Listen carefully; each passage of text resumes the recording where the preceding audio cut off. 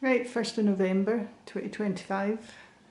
Yes, Saturday the 1st of November 2025. We last spoke in this way 15th of March 2024, so a year and 8 months ago, long time ago.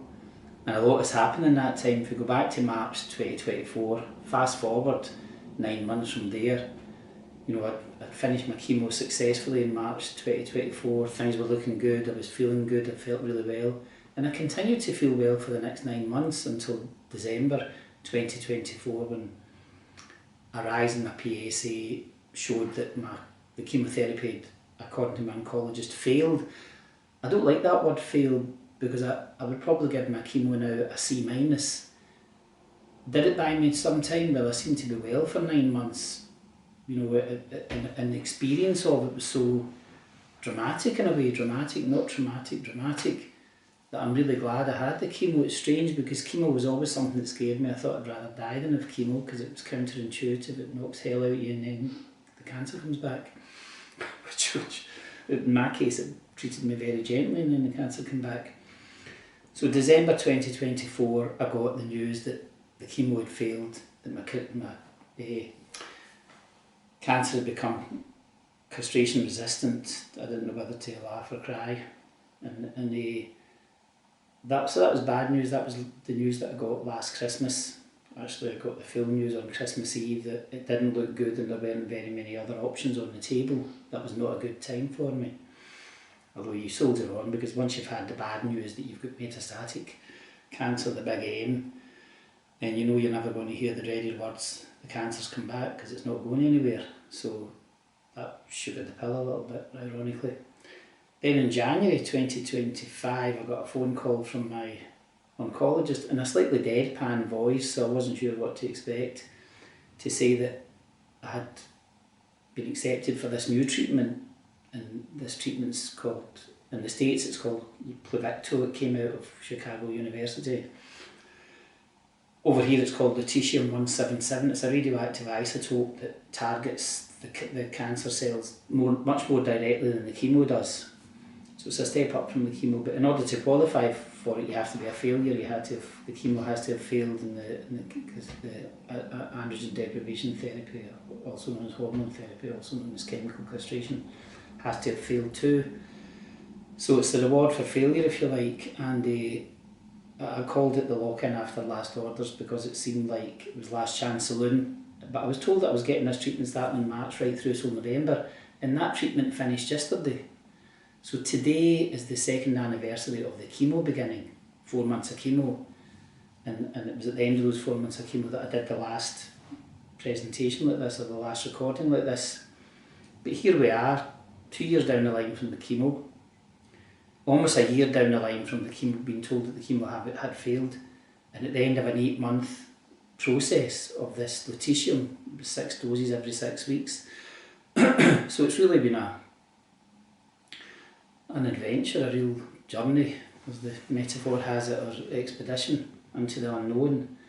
And I suppose the story of the lutetium in a nutshell is that the side effects were minimal, really minimal. I mean, yeah, I suppose you don't know, but I sometimes say I feel wayward or bewildered. So I'm sure there's a mental effect. Now, there's a series of side effects. There's effects of the cancer itself, which impacts your life emotionally and physically, obviously. There's the side effects or after effects of the chemotherapy. My hair's been thicker and so on. It brings about changes. I think it brings about changes at the chromosomatic level, changes to your physical body after the chemo. And then there's the androgen deprivation therapy, which I'm still taking through this 3-monthly injection of Prostat. I'm no longer on a darolutamide. And I would say that maybe that's the biggest side effect that I've had, is the androgen deprivation therapy, because it has certain impacts on you. I mean, hairlessness and what it does to your body, your muscle and so on. It changes you and probably emotionally it changes you a lot. I mean, I think it's made me comfortably numb. I think it's it's settled me. I wouldn't say resigned. I mean, I'm not resigned, I'm quite defiant. But it's had a soothing and sedative effect, the ADT. I'm putting it down to that because I can't think what else it is, because I'm not on any other medication. So I think that the ADT is a big impact. As far as the lutetium is concerned, it had some minor side effects, minor, very minor. Dryness of the mouth, which is now gone entirely, I mean, I have no issue. But early on, because it affects your saliva glands and other, can dry you out a bit. I found it very hard to cry, and that's the thing, I felt emotional. But I thought, I don't think I could cry, I don't think it's dried up my tear ducts and that, and men should weep, and I was one of them.